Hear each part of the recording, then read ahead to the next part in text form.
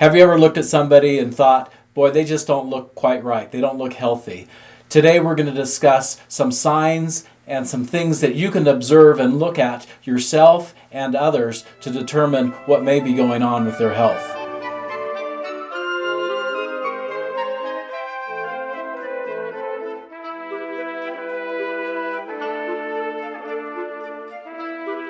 To assist you through our webinar or our video today, I encourage you to copy off our observational analysis worksheet. It's something that you'll be able to go through. You'll be able to keep score, if you will, on the things that we talk about. We've got a box that's listed under severity. 0 meaning this doesn't apply to me at all, 1 meaning mild, 2 moderate, 3 severe. And so as you go through this, as we run through all the things that we're going to be doing as far as the signs, you'll be able to keep score and then come back and make the determination of what you can do to improve your health. Hi, I'm Dr. Christensen. Welcome to my office. Today we're going to be going over what we call observational health analysis. It's a way to look at signs in a person and determine what's going on. The difference between a sign and a symptom is something that you feel like pain or stress or anxiety that you may not be able to physically see. A sign is something that you could observe. You can look at it. You could look at somebody's tongue. You can look at their skin. You can look at their fingernails, and observe that doesn't look right. And so today that's what we're going to do. We're going to be going over what we call observational health analysis. And one of the first things that many people notice in somebody is dark circles under their eyes. And so I'm going to be referencing pictures. Most of this is going to be from our PowerPoint presentation that we do. And so I'll be referencing the slides or the photos. And so you look at the dark circles under somebody's eyes, and we all know that, boy, that doesn't look right. And the question is what the heck is going on with that? And the tricky thing about dark circles under the eyes or bags under the eyes is it could be from a number of different things. And so this isn't one of those that you can just put your finger right on and say, okay, you've got this or you've got that, as we'll see with some of the other signs that we're going to look at. Dark circles under the eyes could be the result of anemia or fatigue, just being overly tired, not getting enough sleep. Often it's associated with allergies, especially when you're looking at a child. Nasal congestion, edema or swelling, which could be from the kidneys. That's often a sign of the bags under the eyes.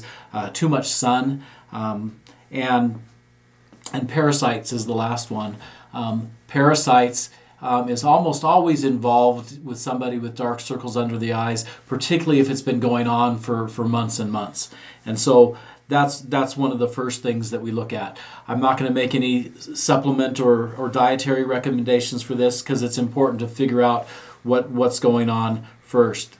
The next thing that we look at here is called spider veins or facial teleangiectasis. And this is something that we see. You notice the photo here, and you've got the little spider veins on the side of his nose or on the cheeks. And these are all signs of vitamin C or rutin deficiency. It's real interesting to note when we talk about vitamin C deficiency, we're not talking about ascorbic acid. And that's one of the misconceptions that many people have is that vitamin C is ascorbic acid. I'll talk about that in just a moment.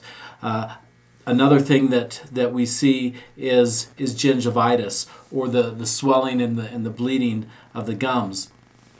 Gingivitis is actually a precursor to what we would know historically as scurvy, which again is a vitamin C deficiency. I bring both of those two signs together, the spider veins and the gingivitis, because they're both related to each other. When we talk about vitamin C must be a whole vitamin C complex, including what was referred to as vitamin P, the P standing for permeability factor. when you buy a vitamin C supplement at the grocery store, the health food store, or one of the big box stores, often what you'll see is ascorbic acid. There may be 500 milligrams or 1,000 milligrams of ascorbic acid. What you need to understand is that the vitamin C complex, the outer shell, is ascorbic acid. And so when you break it down, the ascorbic acid, which is part of the vitamin C complex, comprises only about 4% of the whole complex. 96% of it is found in the bioflavonoids, in the rutin, in the substance P, or the vitamin P. And so when you take just ascorbic acid, it's akin to eating a dozen eggs, but you crack the eggs, you open them up, and all you eat is the shells. And so again, there may be some value or benefit in eating eggshells if you're calcium deficient, but it's not going to get you all the other things. And so some of the best sources of vitamin C are, of course, citrus fruits. Surprisingly, most of it is going to be in the white of the peel. And so berries are important. Cherries, tomatoes, red peppers, raw mushrooms, potatoes. These are all sources of vitamin C, the whole complex, and that's what we're after. The vitamin P, or the permeability factor, is found in buckwheat, in red peppers, citrus fruits again. One of the things that we teach our patients is that you either take a supplement or you eat the food. Of course, the preference is eating the food, but not everybody is willing to do that.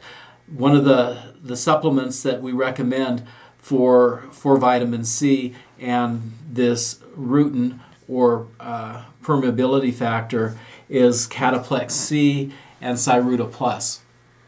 These are both supplements of Standard Process. And as I go through this lecture today, we're going to be referencing some supplements. Most of them are going to be from Standard Process. We like Standard Process because of the integrity of the company. It's been around for a long, long time. It grows its own supplements. It grows its own vegetables and fruits and things for its supplements. It uses very sustainable methods. It's very, very healthy, and it's not going to be bought out by one of the big corporations, and we don't need to worry about their standards becoming compromised as we've seen recently. The next thing we move to is the thyroid problems, and one of the things that we see is called a goiter. A goiter is the swelling in the neck, and so you look at the pictures here, and the two bottom pictures are of the same woman just at a different angle, and you see that swelling of the thyroid gland. This goiter is classically identified as an iodine deficiency. The thyroid gland being one of the organs and glands in the body that relies on iodine more heavily than any other. The other thing that we notice, and this again, you see pictures of women here, and it is more common in women, but the missing or the thinning of the outer 1/3 of the eyebrow, and this can be tricky when you're observing somebody, because often women will draw on or paint on their eyebrows, and so it can be hard to see. But when you look at yourself, you'll be well aware that there's a missing part of the eyebrow. And so supplements that we recommend a Standard Process supplement. It's a protomorphogen called Thytrophin, and it's very good. Often we'll also recommend an iodine supplement. There's one called Prolamine Iodine, and it's very good. Often we'll take it every day or a couple times a week. Often we don't need it every day. But as far as foods, seaweeds, the seafoods, those are all very, very high in iodine. It's interesting to note that the health community, the government is well aware of iodine being a deficiency, and so they've added it to salt. And so you see iodized salt. Unfortunately, however, they say restrict your salt. And so if they add iodine to the salt and then tell you don't eat the salt, you're really not getting iodine. And when you take it in a whole food form, such as in seaweed or seafood, it's also found in Brazil nuts. Eggs is a good source. Whole grains, apples, berries. There's many whole natural foods that can help with that. Moving to our next one, and this is something that I tell people, you're never going to look at somebody's ears the same. And this is a crease in the lateral earlobe.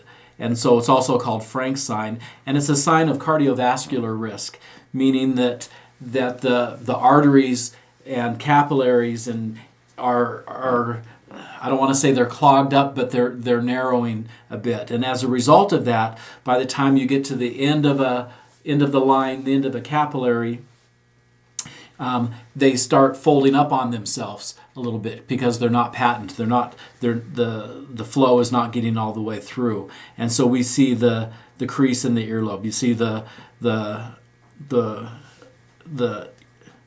I don't know if it's my left or your left or right, but I'm going to say that my left, the single large picture, you see that crease in the earlobe. The two that are above, you can see a crease in the earlobe. This is actually the same person here, and they've got a normal earlobe on the left and the creasing on the lateral one on the outer side. And so this is a sign of this permeability factor that we talked about earlier, the rutin. And so if somebody has got a crease in that earlobe, we know that there's a 60% more likelihood that they're going to have a heart attack or a stroke than someone who doesn't have that. And so that's something that we pay attention to. We use standard process Cyruta Plus. Also, buckwheat is important. So buckwheat pancakes or sprouted buckwheat is very good. The peels of apples are important. Asparagus, figs, citrus fruits, berries, rooibos tea is a good one. Onions. And so you'll notice here that we keep recommending more and more whole foods. And so very often, if you're eating the whole foods, that's going to make the difference for you. But sometimes, for me, if I had the crease in my earlobe, I would be taking a bunch of the supplement, and we can actually see this turn around in people, which is kind of cool when you're observing physical signs on your body, and you can see the changes, and that's what we really want to do. Next, we're going to move into the tongue. And so the tongues are things that are really, really good at manifesting problems. And so here you see the healthy tongue, and so this next slide shows what's known as a geographic tongue, and geographic meaning that it's like the lines on a map, or here you see hills and valleys and rivers, and it looks kind of creepy, kind of scary even. But it's a classic sign of a vitamin B deficiency, which is often associated with stress. Many people will talk about stress and the B vitamins, and so you can go to the grocery store or the pharmacy, and they'll sell you a bottle of synthetic vitamin B, but they're called stress Bs because we know that stress has an influence on that. And so when somebody has this, we know that they're in severe need of the B vitamins. And so the best source of the B vitamins is probably beef liver, but that's not a real popular choice among people. We were at a seminar some time ago, and the presenter, a renowned herbalist from Australia, I think that was the one. Mm-hmm. He asked, how many people of you grew up eating liver, as part of your diet? And probably about 70% of the people raised their hand, and there were over 100 people at the seminar. And then he asked, how many of you still eat liver? And 2 people raised their hand. And one of the person commented that he doesn't like it at all, but he knows it's healthy for him and he eats it anyways. And so that's one of the best sources. Also, freshly ground grain. We know that they're very high in the B vitamins. However, if the flour has been ground several days previously, it's going to lose a lot of those vitamins. They'll deteriorate or break down. And so when we make bread, we grind our grain right away. It goes right into the bread, and we know that the vitamins are all there. If you're buying flour that's already ground, you can be pretty certain that it's lost much of its nutritional value. Other things that we can get the B vitamins in is brown rice, oats, legumes, your beans, your peas, your lentils, the leafy greens, asparagus. Nutritional yeast is a great source. And so for those that refuse to eat any animal products, we use lots and lots of nutritional yeast to the point, one maybe even two tablespoons a day of nutritional yeast. Also found in eggs and fish, nuts, chicken, salmon, avocados, broccoli, potatoes, beets, yogurts. So there, again, when we're eating a whole food diet, we're getting these things into us. Next, we look at what we call a Candida tongue or thrush. Often a mother will have a newborn infant that will get a candida or a yeast infection in their mouth that they call thrush. It's a sign that the immune system has weakened. Also common in diabetes, or if somebody has taken medication, particularly antibiotics or prednisone, these will open the body up to be vulnerable to a yeast infection or a thrush. And so one of the best supplements is garlic. Also lots and lots of probiotics. It's important when you take probiotics that we want them from lots of different sources. And so I'll recommend eating a spoonful of yogurt, having some kefir, some kombucha, some kvass, and you could also take, there's a lot of good probiotic supplements on the market. And so the more diverse and the more that we take, I think is very good. You also need to remember that it's important to take the prebiotics. And what the prebiotics classically are is the indigestible fibers that are found in foods. And so eating lots of beans, eating whole grains, those types of things that have that fiber provide the environment in the digestive tract for the probiotics to hang on to and live off of. And so if you're not getting a lot of fiber in your diet and you're eating lots of probiotics, they may be doing their good, but they're running right through and they're not setting up housekeeping there. Our next look here is what we call a magenta or a strawberry tongue. This is found in a vitamin B2 or riboflavin deficiency. Also, it's classic for scarlet fever. Sometimes we see it in allergies. Again, this is something that we'll recommend standard process Cataplex B. That's also what we use for the geographic tongue that we talked about. And again, the same foods for the B vitamins apply to that as well. This is kind of a creepy one. This is called a hairy tongue, and often you'll see the taste buds kind of growing out.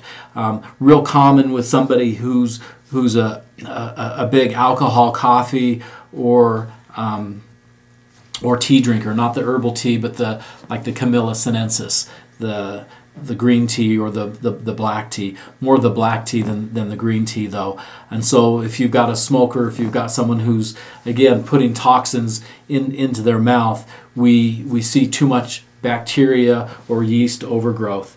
And so one of the things that we use to help that is to strengthen the immune system.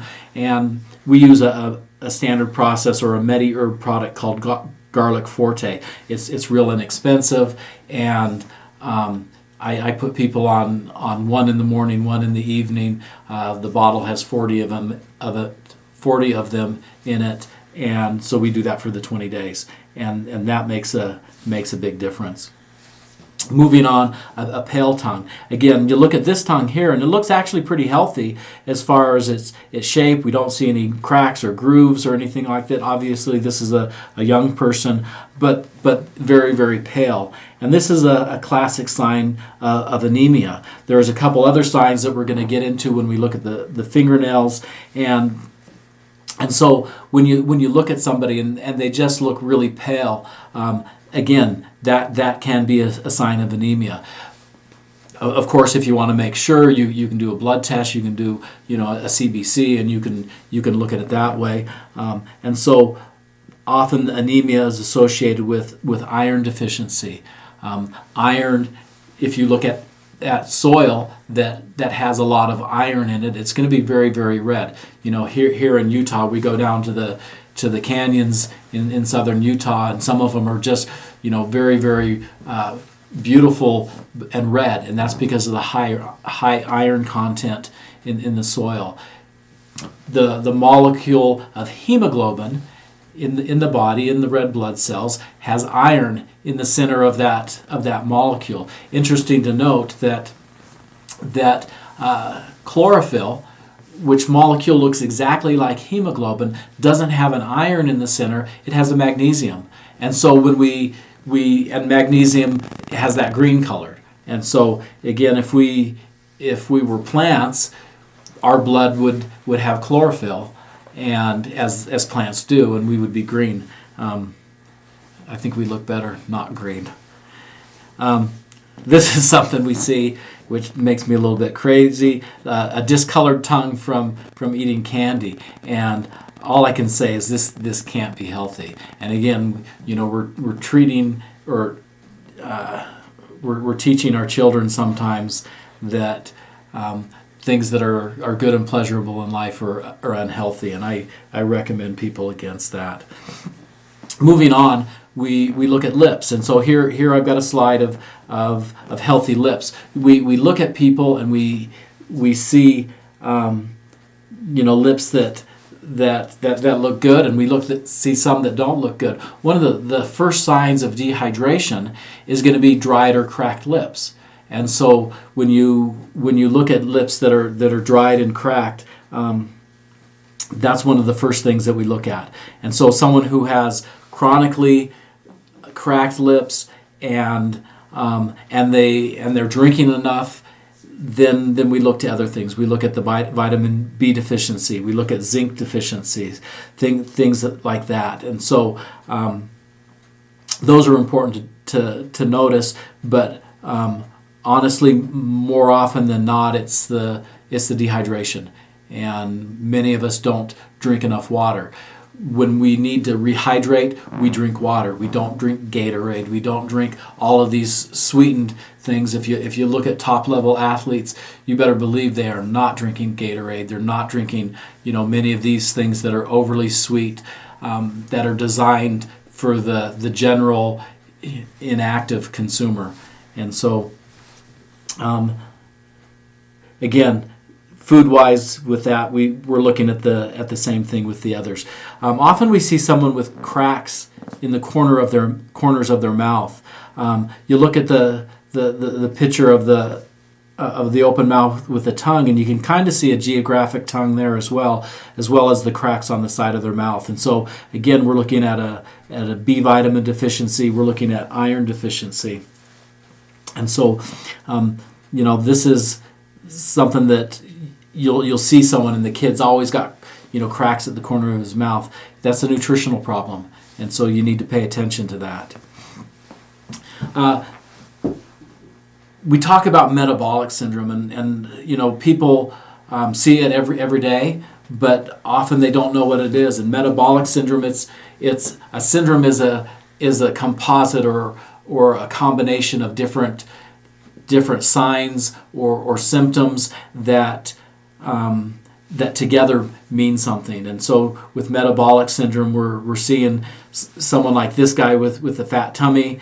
We see an increase in triglycerides, which is often a result of eating too much sweets or carbs, especially refined carbs. We see a decrease in the HDL cholesterol, the good cholesterol, and this is often a result of what we call insulin resistance. It's kind of like if your body's designed to burn glucose in the muscles, and you're not exercising.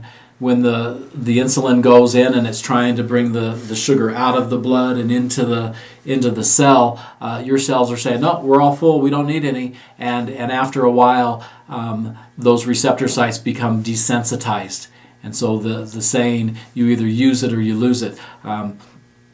I remember hearing of someone who was being fed through a nasogastric tube for several months, and her taste buds all atrophied.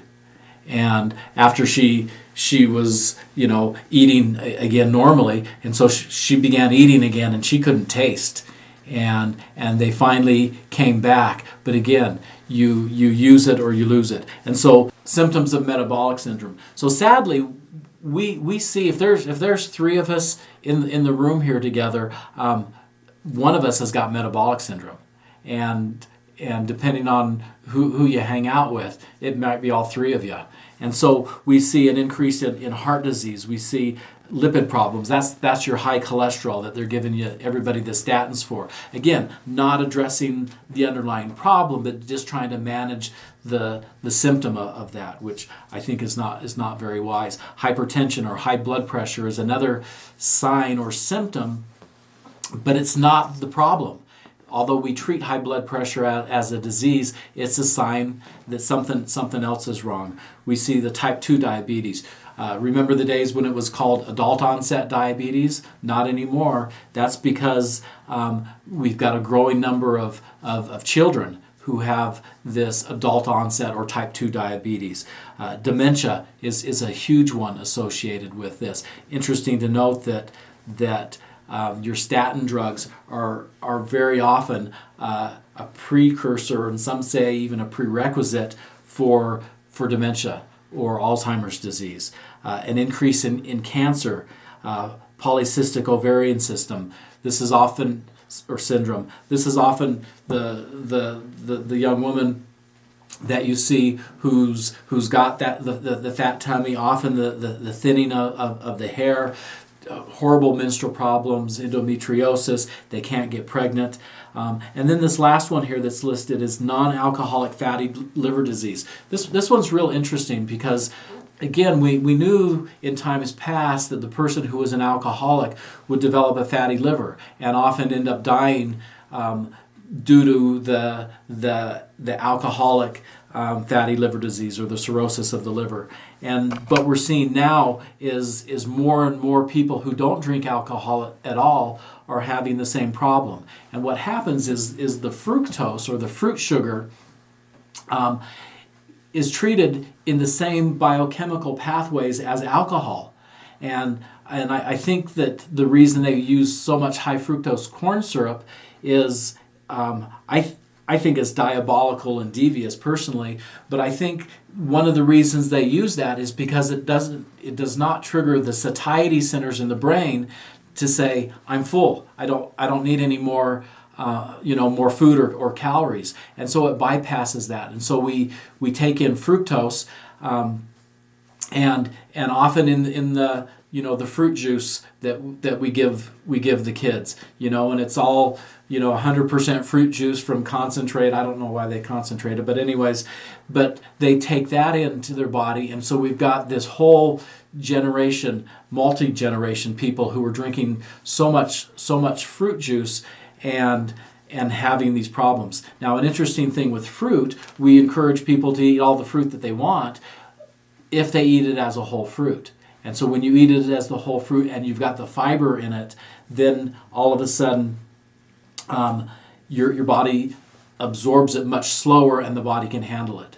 And so there's a huge difference between eating fruit and drinking the juice. And so I get the question asked is, well, what about if I juice it? Well, again, if you're juicing fresh, organic, wholesome apples or grapes or whatever, and you're drinking the juice, you're going to have problems. And I know people hate to hear that, but it's the truth. However, if you're putting those in a blender, a Blendtec or a Vitamix or something of that, and you're getting the fiber, you're okay. And so again, we need to be eating more and more fiber.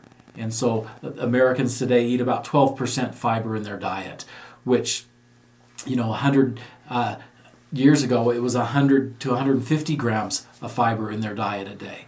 And so we are really fiber deficient. And so metabolic syndrome is probably one of the easiest things to spot. We use supplements. One of them is called Metabolic Complex, which is very good. We use beta food from Standard Process, but diet is the key. Diet and exercise and lifestyle. And so we in our office, we use something we call the LAW diet. LAW stands for longevity and wellness diet, and it's a whole comprehensive plan that we've put together based on books such as the Blue Zone and the Longevity Plan, and all of this research that's been done looking at people who live to be long and healthy. We're interested in a long lifespan, but more importantly, a long health span. I tell people that when I die, I want to die all at once. I don't want to die one part at a time. When we look at a good health span, we see somebody who's healthy, then dead. And that's the goal, rather than taking 20 or 30 years to die, as many people do. Moving on. This is an interesting one that we see real commonly. You see on the back of their arms or on their legs. It's called Keratosis Pilaris, and it's also called chicken skin. And so we see that bumpy, and it's the keratosis is it's kind of like it can get hard and crusty, but it's a sign that we're not getting enough of the good oils. There's a vitamin A and D deficiency. We recommend cod liver oil because it has both A and D vitamins in it. Also, dry skin brushing. And so again, when you see people with that bumpiness on the skin, that's a sign of deficiency in their diet. The next issue that we see commonly is called rosacea. And rosacea is the person who has the overly rosy cheeks. And you see the woman with the long hair here, and you think, well, gosh, that's not normal. Versus somebody who's exercised and real hard, and as they get older, you see the other woman here, and she's got some spider veins that's associated with that. And so again, we're looking at B vitamin deficiencies. We're looking at the need of selenium and magnesium. One of the treatment that's listed in the literature is turmeric. And so for those of you that use our Three Kings formula, we combine.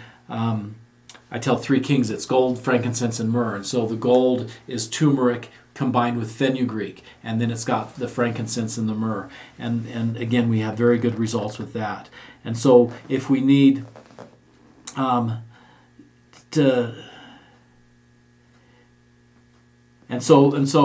we recommend turmeric, but again, you combine it with fenugreek, and it's going to be, depending on the literature you read, 24 to 46% more effective. Again, foods that you can get, again, for the B vitamins, your beef liver, and that would go if you do chicken livers or things. It's liver. The only liver we don't want to eat, from my recollection, is polar bear liver, and it's so high in vitamin A that it could kill you. And so. If you take down the polar bear, don't eat its liver. Also, whole grains, as we've talked about before. And so again, it's this whole food diet. This is a common one that we see very often, and often you've got the kid that's just getting canker sores all the time. You're looking at a zinc, calcium, folic acid, or B12 deficiency. And so we use Standard Process trace mineral B12, the zinc liver chelate. Calcium lactate is another one. The calcium lactate that we use from Standard Process is only one biological step from being utilized, whereas something like calcium orotate or carbonate or some of these other ones that we get can take as many as 18 physiologic steps to be utilized. And so the calcium lactate works really well. We have it in a powdered form. Often if you've got a child who has a fever, again, you want to keep them very, very well hydrated and give them lots of calcium lactate. And that will help to break and manage the fever better than anything that we've seen. We talk about hair loss, and particularly with women. For many of us guys, male pattern baldness, we don't care about it. It's not a big issue, and so it's not an issue. For women, though, this is serious business. And so understand that when we see hair loss in women, I see it in thyroid problems, hypothyroidism. We see it in PCOS, polycystic ovary syndrome. Generally poor nutrition. We can have somebody who's losing a lot of weight very quickly, and they also lose hair. But once they stabilize, if their diet and nutrition is good, the hair does come back. Ringworm, which is a fungal infection, is also implicated here, as well as stress. And so, again, understand that anytime you have a sign or a symptom, something's wrong. And so it's I know it's frustrating for many of you. You go to your doctor and they say, well, the blood test came back okay, everything looks fine, there's nothing wrong. And you know there's something wrong. And I promise you there is. And often if we can turn it around through good nutrition, that makes a difference.